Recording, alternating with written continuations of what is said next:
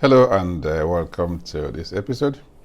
In the last episode, we discussed the connection between the biblical stories of the conquest and genocide in Canaan and Amalek to the current situation in Gaza in particular and the whole of Palestine in general.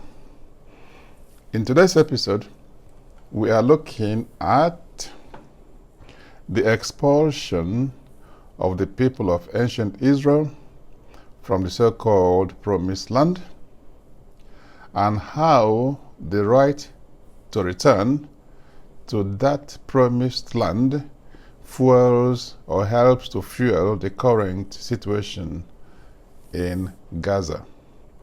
The right of return and how it connects to the current situation in Gaza. Now, the Bible tells us that after living in the Promised Land or land of Canaan for many generations, the people of Israel, the ancient Israelites, were expelled from the land by neighbouring and more powerful kingdoms. In 721 BC, the Syrians, or the Assyrians, the Assyrian Empire conquered Samaria, i.e. the northern kingdom of Israel, the 10 northern kingdoms of Israel. And in 598 and 586 BC, the Babylonians conquer and disperse the southern kingdom. Now, these events are confirmed in 2 Kings chapter 25. 2 Kings chapter 25. Now, about the year 539 BC, the king of Assyria allowed many of the exiles from Judea, the southern kingdom, who were exiled in Babylon. The king allowed them to return and rebuild the land. And that's when they rebuilt the temple. It became the second temple period. Now, you could see Ezra chapter 1, verse 2. Ezra chapter 1, verse 2.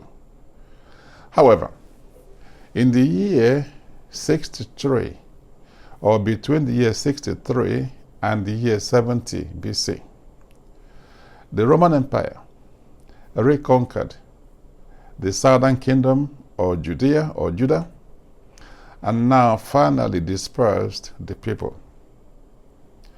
Now remember, at this time, the northern kingdom has long been dispersed. Samaria was the capital, and then southern kingdom was dispersed. They were allowed back after some time by the Assyrian kingdom, and then finally in 63 to 70 BC, the Roman Empire dispersed the remnants or the remaining people in southern kingdom. And following this dispersal, for centuries, the Jewish people of Judah, because Jewish refers to Judeans, people of Judah, they lived in many parts of the world, especially in the Middle East, Eastern Europe, Western Europe, USA, some even in Ethiopia, some in Egypt, but they were dispersed around the world.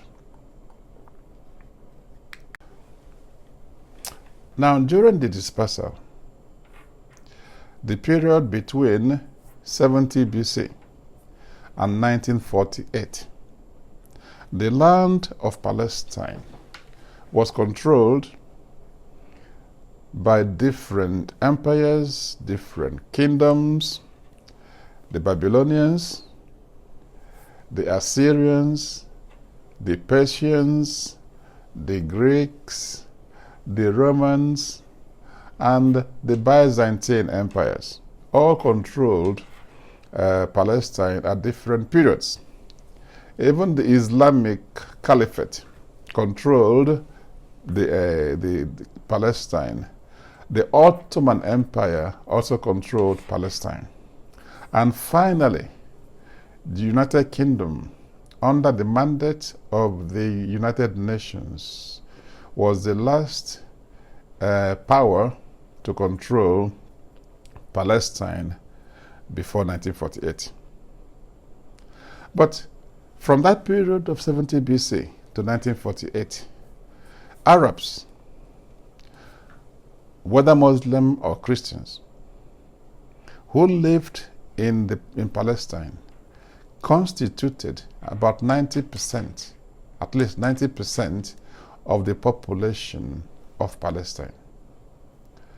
The Jewish people, or people of Judah or Judea, who remained in Palestine, accounted for about 10% or slightly less than 10% of the entire population of Palestine. And these people, the Arabs, the Jews, the Christians, lived together peacefully in Palestine. According to a UN report, United Nations report, it says at the time of the British occupation in 1917, Jews formed less than a tenth of the population of Palestine. 9/10 were Arab, both Muslim, who were 80% of the population, and Christian, who were 10% of the population. The traditions, customs, language of the Arab Palestinians constituted the predominant culture of Palestine. So they lived peacefully, even though the Arab population were much more. The minorities that were Christians and Jewish lived in harmony and in peace with the people or the Arabs. So, before the Jews arrived in Canaan, the promised land, you remember when they conquered the promised land and eliminated the people according to the biblical story? There were other people living there. Then they were dispersed from it. And the land was inhabited, occupied by other people. Between 1917 and between the year 70 BC and 1948, that was about 1,800 and something years, close to 2,000 years. Other people were living on the land. And that is historical fact.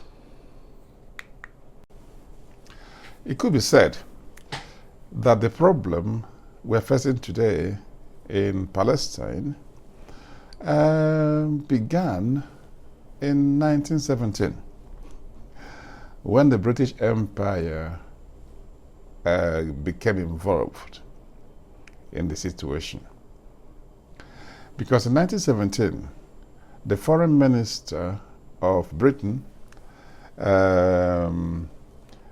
Minister Balfour, promised the Jewish people in diaspora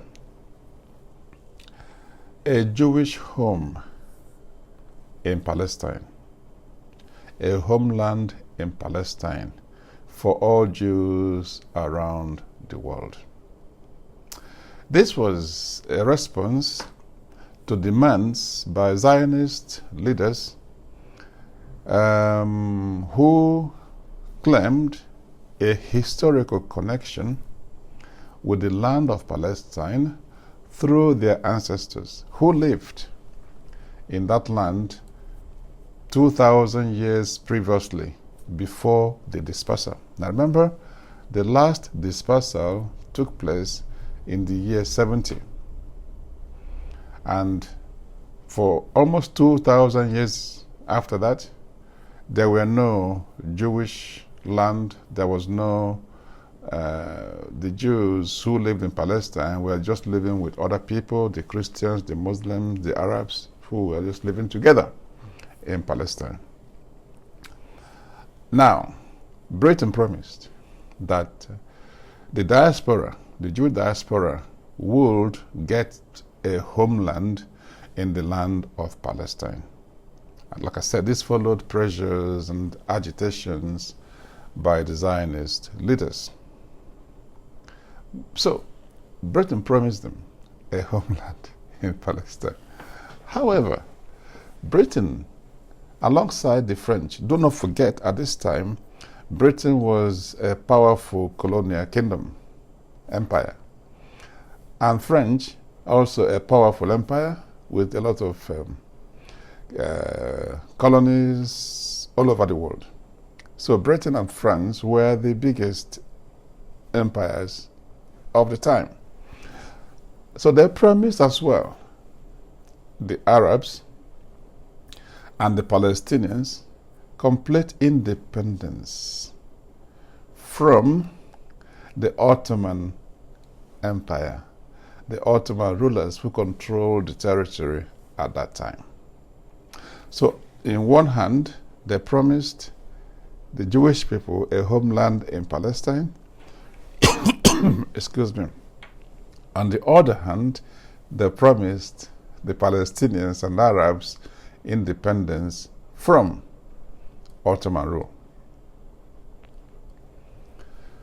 To complicate matters, after World War I, in 1922, the League of Nations decided to place Palestine under the mandate of Britain. This was a Class A mandate. The Class A mandate were given to people, were mandates in territories which are very close to independence, and the idea was the country that controls the land under the mandate had an obligation to accelerate very quickly the independence of the territory. So Palestine was placed under British Class A mandate to help them realize an independent state. But in that same mandate, the promise of a Palestinian homeland for Jews were included. So two conflicting things were in the mandate: a homeland for the Jewish people and the acceleration of independence for Palestinians. There were other Class A mandates also created at that time. These were Lebanon and Syria and Jordan. Now, Lebanon and Syria were French mandated territories, and Jordan was a British mandated territory. Remember, these were Class A mandates. They were supposed to get independence very quickly. They were ready. And because of between 1939 and 1946, these other Class A mandates, Lebanon, Syria, Jordan, got their independence. But there was no attempt to give independence to Palestine.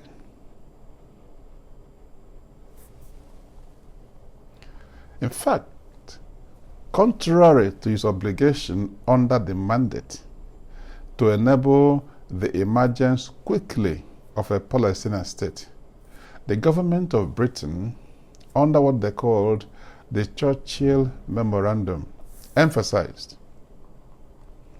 that the establishment in fact I'm quoting now, the establishment of self-governing institutions in Palestine was to be subordinated to the paramount pledge and obligation of establishing a Jewish national home in Palestine. End of quote. So instead of carrying out its mandate to enable quickly a Palestinian independence, Britain said the establishment of a Jewish homeland in Palestine was to take priority and precedence.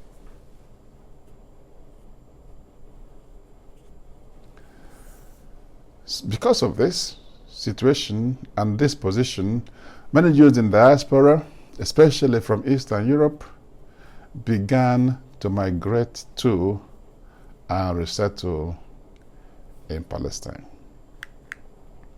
And by so doing, the seed for the conflict was planted. Okay, so Britain complicated the situation by enabling, or at least allowing, the migration of many Jewish people back to Palestine. And they refused or failed to enable the independence of Palestine. In 1947, Britain decided to hand over the Palestine problem, which it helped to manufacture, over to the United Nations. So, from the mandate of 1922, which was supposed to help quicken the realization of an independent Palestine, to 1947, that did not happen. Meanwhile, Lebanon, Syria, and Jordan, the other Class A mandates, got their independence between 1939 and 1946. Palestine was left out.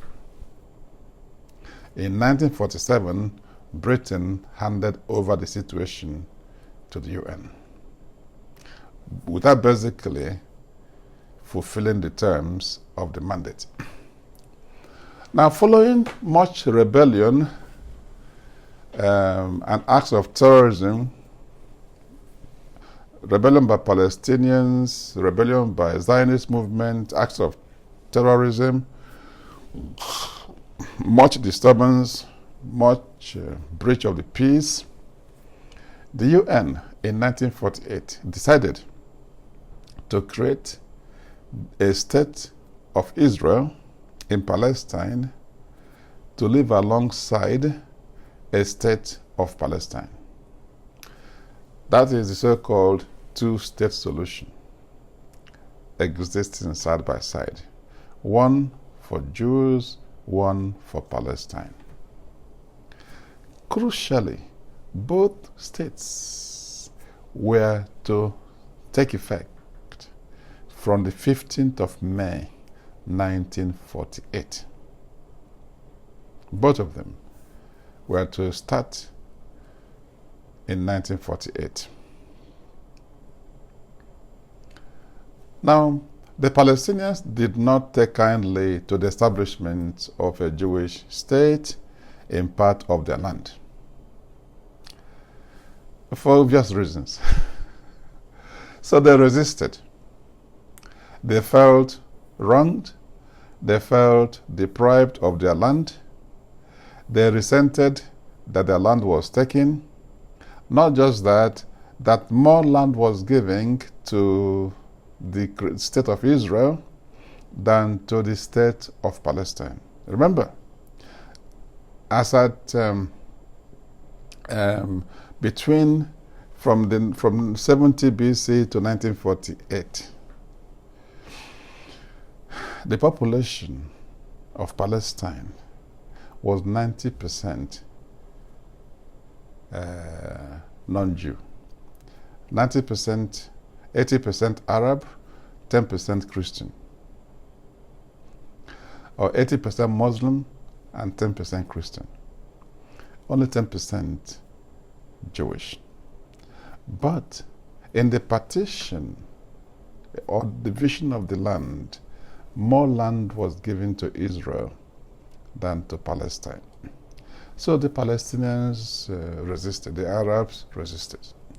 And this led to armed conflicts between Palestinians and neighboring Arab countries on one hand and Israel on the other hand. The conflict and the establishment of Israel led to the displacement of more than 700,000 Palestinians and the capture by Israel of even more land. So while the Palestinians complained and fought that they got less land than the minority population of Jewish people, the conflict after 1948 or following the creation of Israel led to the loss of even more land. About 700,000 Palestinians were displaced. And Israel was established. Many of those displaced in Palestine ended up in refugee camps in Gaza,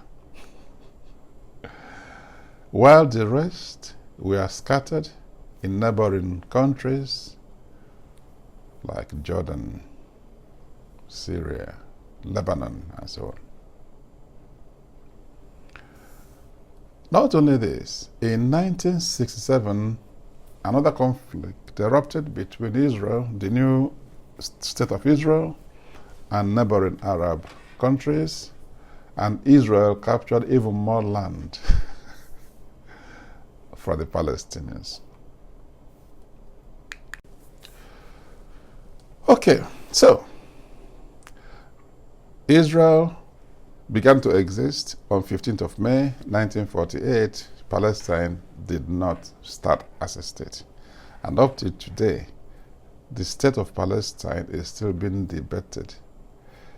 Palestine is not an independent state yet, even though they were supposed to start with Israel in 1948, on 15th of May 1948. Right. And let's discuss the right of return, which is also at the crux of this matter.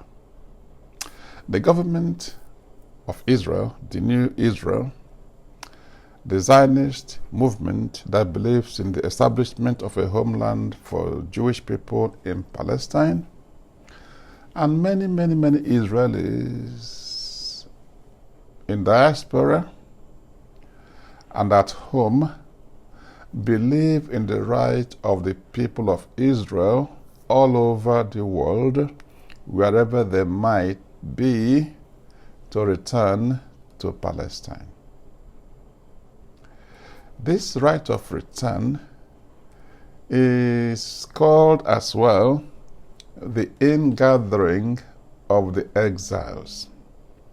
And this can be seen in many passages in the Bible, especially Deuteronomy chapter 30, verses 3 to 5. Deuteronomy 30, 3 to 5. It goes like this. Then the Lord your God will restore your fortunes and have compassion on you and gather you again from all the nations where he scattered you. Even if you've been banished to the most distant land under the heavens, from there the Lord your God will gather you and bring you back. He will bring you to the land that belonged to your ancestors, and you will take possession of it. He will make you more prosperous and numerous worse than your ancestors. End of quote. Okay. So, they believed in the return of all the diaspora Jews from all over the world, from America, from Europe, from Asia, wherever, back to Palestine. And following the creation of Israel in 1948, the parliament promulgated a law called Aliyah, or the law of return, or immigration to Israel. It was passed in 1950 and amended in 1954 and 1970. This law has been implemented vigorously by governments of Israel, with millions of Jews in diaspora, especially from Europe and America, going back or returning to Palestine from around the world. However, this right of return doesn't extend to Palestinians, those who were exiled in 1948, before that, or in 1967, or after that. They were not given the right to return to Palestine. In addition, the right of Palestinians displaced during the creation of Israel were not recognized. The right of return has been carried out at the expense of Palestinians who were living on the land and who are still living on the land. Okay, so what conclusions can we make? Well, clearly, the Bible provides the precedents and justification for the destruction of Palestine and an attempt by Israel to completely take it. Because there's a claim that the ancestors of the Jewish people lived there more than 3,000 years ago, 2,000 years ago. But of course, we're talking here about the people from the Southern Kingdom, comprising two tribes, Judah and Benjamin. The diaspora Jews do not include the Northern Kingdom as such, because that was dispersed a long time ago. Now, but if we follow the logic that Palestine belongs to Israel, or the modern-day Israel, because ancient Israelites lived there thousands of years ago, and that would present a very serious problem in both international law and in terms of social justice and equity, because it would follow that people that live in countries like USA, Australia, Canada, New Zealand, following the displacement of the original inhabitants of that land. In fact, I may also include the white people that live in South Africa, the Dutch and the British, the Africans who settled in South Africa, their descendants.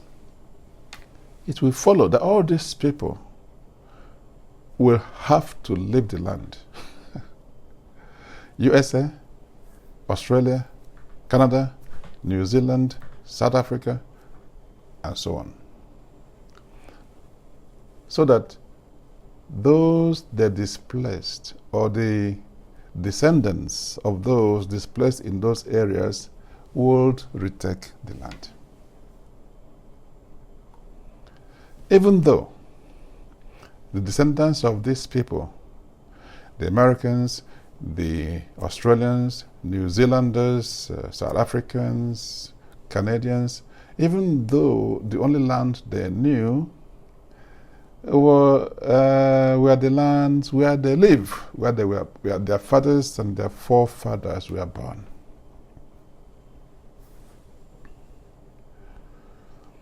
We must also then accept that other people who took over land by conquest, no matter how long ago,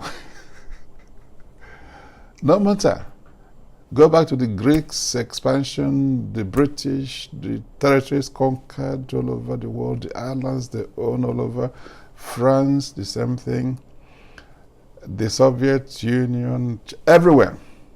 All lands conquered, no matter how long ago, then those who conquered the land must live.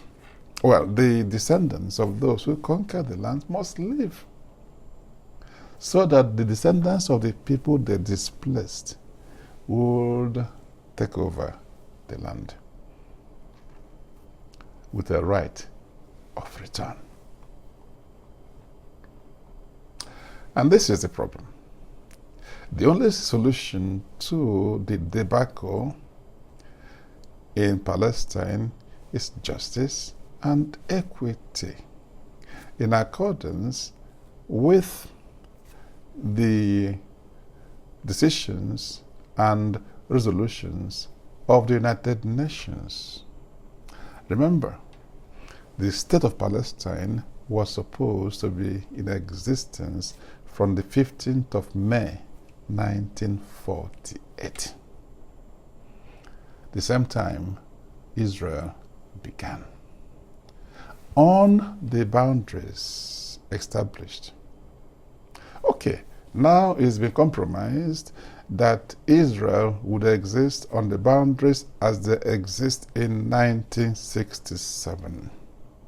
So despite the injustices of displacements that have taken place, justice can still be served somewhat by recognition and acceptance of the boundaries established by the UN as at 1967, so that Palestinians, the Arabs, will live in peace, and the Israelites, the Jewish people in Israel, would live in peace. Nobody had the right to displace others and take over their land, and no God give the land of other people to others. Thanks for watching. If you like the video, please give us a thumbs up, and if you haven't done so, please subscribe to the channel and help us distribute the information. Your comments are welcome as usual. Until next time, bye-bye.